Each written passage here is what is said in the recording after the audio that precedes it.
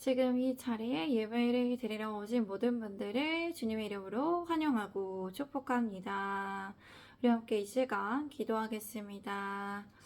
거룩하시며 존귀하신 하나님 감사드립니다. 오늘도 이 시간 불러주시고 하나님을 예배드릴 수 있도록 하시니 감사드립니다. 하나님 우리의 예배를 받아주시옵소서. 하나님 주님을 찬양하고 주님께 경배 올려드립니다. 할렐루야. 하나님 주님만을 높입니다. 하나님 이 시간 하나님 주관하여 주시옵소서. 하나님의 말씀을 선포할 때 하나님의 나라가 더욱더 확장되게 하시고 하나님의 말씀을 듣는 우리가 더욱더 하나님의 말씀을 마음에 새겨 하나님의 말씀대로 순종하고 살아갈 수 있도록 도와주시옵소서. 성령 하나님 인도하여 주시옵소서. 주님께 모든 것을 맡겨드리며 이 모든 말씀 우리 구주 예수 그리스도의 이름으로 기도드립니다. 아멘. 오늘 설교의 주제는 하나님의 택하심과 뜻대로 하나님의 자녀가 된 것입니다. 입니다. 하나님의 택하심과 뜻대로 하나님의 자녀가 된 것입니다. 입니다. 로마서 9장 1절에서 18절까지의 큰 주제는 이스라엘을 향한 바울의 고통, 그리고 약속의 자녀와 약속의 말씀, 그리고 하나님의 주권적인 선택에 대해서 말을 하고 있어요. 바울이 이방인의 사도로 부르심을 받았지만 이방인만 생각하는 것이 아니라 그들의 동족들의 구원을 바라고 진심으로 그렇게 동족들의 구원받기를 그렇게 긍휼한 사랑을 가졌음을 그 성령 안에서 그렇게 바라고 있음을 말하고 있습니다. 그리고 이스라엘 역사는 선택된 자를 중심으로 흘러갔는데 그와 같이 하나님께서 어떻게 했냐, 선택된 자는 하나님의 조건에 의해서 역사하시고 활동하고 계시다는 것을 말하고 있습니다. 우리 함께 이 시간 1절과 3절까지의 말씀 같이 읽겠습니다. 시작. 내가 그리스도 안에서 참말을 하고 거짓말을 아니하노라. 나에게 큰 근심이 있는 것과 마음에 그치지 않는 고통이 있는 것을 내 양심이 성령 안에서 나와 더불어 증언하노니 나의 형제 곧 골육의 친척을 위하여 내 자신이 저주를 받아 그리스도에게서 끊어질지라도 원하는 바로다.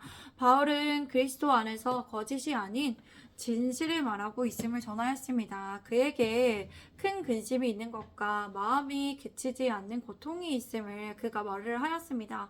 이러함에 대해서 그 양심이 성령 안에서 증언하고 있다고, 그렇게 성령이 증언을 하고 있다는 것을 말하기에 그가 거짓이 아니라 진실이라는 것을 말하였습니다. 그의 근심과 마음의 고통은 무엇입니까? 그의 동족들을 향한 것입니다. 이스라엘 백성들을 향한 것이죠. 그의 형제 육신을 따라 동족된 친척들을 위하는 일이라면 정말 그 자신이 하나님께 저주를 받아도 그리스도에게서 끊어진다 해도 좋다고 할 정도로 그들의 그런 긍휼과 사랑을 가지고 있다는 것을, 구원받기를 진심으로 원한다는 것을 말합니다. 그는 이렇게 저주를 받는 것을 동족을 위하여 두려워하지 않고 정말 그들을 너무나 사랑하고 긍휼한 마음으로 인해서 그렇게 이스라엘 사람에 관해서 그가 또 얘기를 하고 있다는 것입니다. 이스라엘 사람에 관해서 또 얘기를 하는데 제가 4절에서 6절까지의 말씀을 읽겠습니다. 그들이 이스라엘 사람이라 그들에게는 양자됨과 영광과 언약들과 율법을 세우신 것과 예배와 약속들이 있고 조상들도 그들의 것이요 육신으로 하면 그리스도가 그들에게 나셨으니 그는 만물 위에 계셔서 세세히 찬양을 받으실 하나님이시니라. 아멘. 그러나 하나님의 말씀을 폐하여 진 것 같지 않도다. 이스라엘에게서 난 이스라엘이 다 이스라엘이 아니오. 바울은 이스라엘 사람들의 역할과 약속들에 대해서, 역사에 대해서 설명을 합니다. 이스라엘 사람들의 양제됨과 영광이 있음을 그렇게 말을 하고 또 그들에게 언약과 율법을 세우신 것이 있음을 말합니다. 그들에게 또 무엇이 있냐? 예배와 약속들이 있습니다. 그들에게 많은 것들이 주어졌고 의무와 특권과 그런 축복들이 있는 것입니다. 조상들도 그들의 것입니다.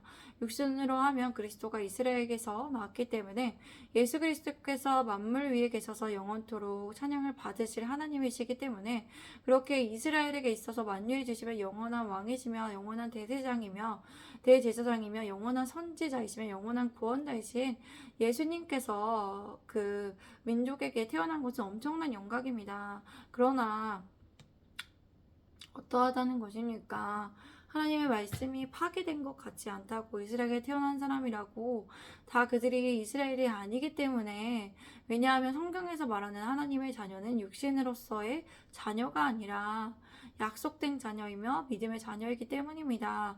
행위대로 하나님의 자녀가 그렇게 율법을 행한다고 되는 것이 아니라 조상이 아브라함이고 이삭과 야곱이기 때문에 그 혈통으로 혈통이 있기 때문에 약속을 받고 다 하나님의 자녀가 될 수 있는 것이 아니라 하나님의 주권적인 선택과 하나님의 은혜와 선물인 예수 그리스도를 믿음으로 하나님의 자녀가 되는 것입니다. 우리 함께 7절에서 10절까지 말씀을 읽겠습니다. 시작. 또한 아브라함의 씨가 다 그의 자녀가 아니라 오직 이삭으로부터 난 자라야 네 씨라 불리리라 하셨으니 곧 육신의 자녀가 하나님의 자녀가 아니요 오직 약속의 자녀가 씨로 여기심을 받았느니라. 약속의 말씀은 이것이니 명년 이때에 내가 이르리니 사라에게 아들이 있으리라 하심이라. 또한 아브라함의 씨가 다 하나님의 자녀가 아닙니다. 아브라함의 씨는 하겔에게서 태어난 이스마엘도 있었고 이삭도 있었습니다. 그런데 이삭으로부터 난 자라야 아브라함의 씨라 불리리라 약속하셨습니다. 그렇다고 이삭의 육신으로부터 난 혈통이라고 하나님의 자녀가 아니라는 것이죠. 7절에서 말하는 의미는 영적으로 또 믿음의 관점으로, 믿음의 눈으로, 영적인 눈으로 봐서 해석해야 합니다. 문자 그대로 해석하는 것이 아니라 하나님께서 말씀하시는 언약과의 관계에서 믿음으로 기다린 아브라함과 사라에 의해 태어난 그런 이삭의 자녀를 말하는 것이기 때문에, 그러므로 아브라함이 믿음의 조상이라는 이러한 관점에서 해석을 해야 합니다. 8절 말씀과 같이 하나님의 자녀는 육신의 자녀가 아니라 오직 약속의 자녀가 씨로 여겨짐을 받습니다. 참 자손으로 여겨진다는 것입니다. 하나님께서 아브라함과 사라에게 약속하셨습니다. 명년이 내년 이때에 하나님께서 다시 올 때쯤에 사라에게 아들이 있을 것이라고 말씀하셨습니다. 아브라함과 사라는 매우 늙은 노인이었고 이들에게 의학적으로 가능한 일이 아니었습니다. 가능하지 않은 나이였습니다. 그러나 그들은 약속의 말씀을 받아 하나님의 일하심을 경험하고 믿음의 유산을 물려줄 그런 상속자가 그들에게 태어날 수 있게 된 것이죠. 하나님께 이러한 약속을 받아 그들이 되게 기뻐하였다는 것입니다. 우리 함께 10절과 11절까지 말씀을 읽겠습니다. 시작. 그뿐 아니라 또한 리브가가 우리 조상 이삭 한 사람으로 말미암아 임신하였는데 그 자식들이 아직 나지도 아니하고 무슨 선이나 악을 행하지 아니한 때에 택하심을 따라 되는 하나님의 뜻이 행위로 말미암지 않고 오직 부르시는 이로 말미암아 서게 하려 하사.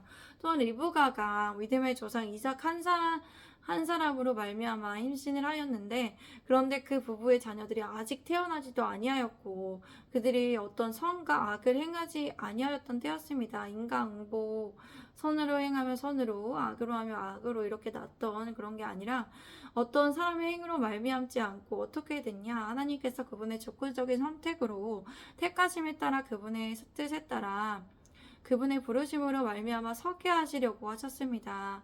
그것은 야곱을 택하신 것이에요. 하나님께서 쌍둥이 형제가 태어나기 전에 그렇게 그분의 주권적인 선택으로 모든 것을 아시는 전지하신 하나님께서 야곱을 택하셔서 그가 믿음의 조상이 되게 하시려는 것이었습니다. 우리 함께 12절에서 15절까지 말씀 읽겠습니다. 시작. 리브가에게 이르시되 큰 자가 어린 자를 섬기리라 하셨나니 기록된 바 내가 야곱은 사랑하고 에서는 미워하였다 하신가 같으니라. 그런즉 우리가 무슨 말을 하리요? 하나님께 불의가 있느냐? 그럴 수 없느니라. 모세에게 이르시되 내가 긍휼히 여길 자를 긍휼히 여기고 불쌍히 여길 자를 불쌍히 여기리라 하셨으니, 하나님께서 리브에게 말씀하셨습니다. 큰 자가 어린 자를 섬기리라. 네 형이 동생을 섬기리라 말씀하셨습니다. 말라기 1장 2절에 3절에서는 이렇게 기록되어 있습니다. 내가 야곱은 사랑하고 에서는 미워하였다 하신가 같으니라. 이렇게 이 말씀을 인용한 것이죠, 바울이. 하나님께서 예수와 야곱 중에서 믿음의 조상이 되어 하나님의 언약의 말씀을 지키고 하나님의 말씀에 따라 순종하며 살아가게 될 사람이 누구인지를 아셨습니다. 하나님께서 이렇게 하심에 대해서 우리가 무슨 말을 할 수가 없는 이유가 하나님께서 불공평한 분이 아니시라. 하나님께서 불의한 분이시 아니시고 하나님께서 공정하지 않는 그러한 분이 아니라는 것이죠. 우리가 인간적으로 관점에서 볼 때는 그렇게 보일 수 있는데, 그러나 그것은 우리가 하나님에 대해서 잘 알지 못하고 앞으로 있어야 될 일에 대해서 잘 알지 못하기 때문입니다. 하나님께서는 모든 사람의 마음과 가정과 모든 결과를 알고 계시기 때문에 예견해 보이시고 또 하나님께서는 감찰하십니다. 그렇게 우리 하나님께서 긍휼히 여길 사람을 긍휼히 여기시고 불쌍히 여길 자를 하나님께서 불쌍히 여겨주신다는 것입니다. 제가 16절에서 18절까지의 말씀을 읽겠습니다. 그런즉 원하는 자로 말미암도 아니요 다른 박질하는 자로 말미암도 아니요 오직 긍휼히 여기시는 하나님으로 말미암음이니라. 성경이 바로에게 이르시되 내가 이 일을 위하여 너를 세웠으니 곧 너로 말미암아 내 능력을 보이고 내 이름이 온 땅에 전파되게 하려 함이라 하셨으니 그런즉 하나님께서 하고자 하시는 자를 긍휼히 여기시고 하고자 하시는 자를 완악하게 하시느니라.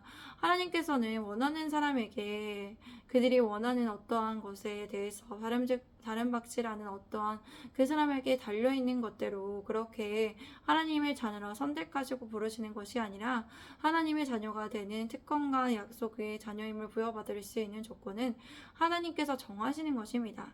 우리의 의지와 노력에 달려있는 것이 아니라 하나님의 자비에 달려있습니다. 하나님의 긍휼에 달려있는 것입니다. 이것은 하나님께서 모든 것을 아시고 하나님께서 모든 것을 하실 수 있는 전능하신 분이시고 하나님의 주권적인 그런 섭리가 주권적인 선택이 있기 때문입니다.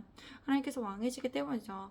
하나님께서 바로에게 말씀하셨습니다. 이 말씀은 출애굽기 9장 17절의 말씀을 인용한 것입니다. 내가 이 일을 위하여 너를 세웠으니 곧 너로 말미암아 내 능력을 보이고 내 이름이 온 땅에 전파되게 하려 함이라 하셨으니 하나님께서 바로를 세우셨다는 것입니다. 그를 완악하게 하셨어요. 그를 완악하게 하신 목적이 있었습니다. 하나님께서 그에게 한 번, 두 번도, 세 번도 아니라 그렇게 여러 번 10번의 재앙을 당해도 바로가 하나님의 말씀에 순종하지 않고 불순종하게 하셨던 것은 그런 이유가 그의 의지가 아니라 그를 하나님께서 완악하게 하셨고 하나님의 능력으로 하나님의 능력을 그로 인해 나타내시려는 것이었어요. 그래야 하나님의 이름이 온 땅에 전파되게 하시려는 것이었습니다. 하나님께서 이렇게 누구를 세워주시고 긍휼히 여길 자를 긍휼히 여겨주시고 완악하게 불순한 자를 내버려 두시면 하나님의 주권입니다. 그를 통해 하나님께서 악도 선으로 사용하시는 분이심을 드러나게 하시고 하나님이 왕이 되심을 영원한 왕이 되시며 영광의 왕이 되심을 나타내시려는 하는 것입니다. 우리 함께 기도하겠습니다. 사랑하는 우리 함께 이 시간 기도하겠습니다. 사랑하는 주님 감사드립니다. 이 시간 주님을 의지합니다. 하나님의 조건을 의지합니다. 하나님의 조건을 바라봅니다. 하나님의 조건에 감사드립니다. 우리를 선택하시고 우리를 불러주시고 하나님의 자녀로 삼아주심에 감사드립니다. 하나님 말씀을 통해 깨닫게 하시는 은총에 감사드립니다. 하나님이 선택하시고 하나님께서 부르신 자녀들이 더욱더 이 땅에 나타나기를 원합니다. 하나님 긍휼히 여겨주시고 불쌍히 여겨주시고 자비를 베풀어 주시옵소서. 하나님의 조건적인 선택에 의해서 우리가 하나님의 자녀됨으로써 살아갑니다. 하나님 감사합니다. 내일마다 불러주심에 감사하며 하나님의 자녀됨에 감사하며 하나님께 감사의 찬양을 올려드리며 하나님을 생각하고 하나님을 바라며 하나님께 날마다 감사하며 정말 성령님의 인도하심을 바라며 하나님의 말씀에 순종하는 우리 모두가 될 수 있도록 그렇게 결단합니다. 하나님 인도하여 주시고 선한 길로 의의 길로 거룩한 길로 인도하소서. 주님께 모든 것을 맡겨드리며 이 모든 말씀 우리 구주 예수 그리스도의 이름으로 기도드립니다. 아멘. 감사합니다. 오늘도 감사합니다. 샬롬. 내일 뵙겠습니다.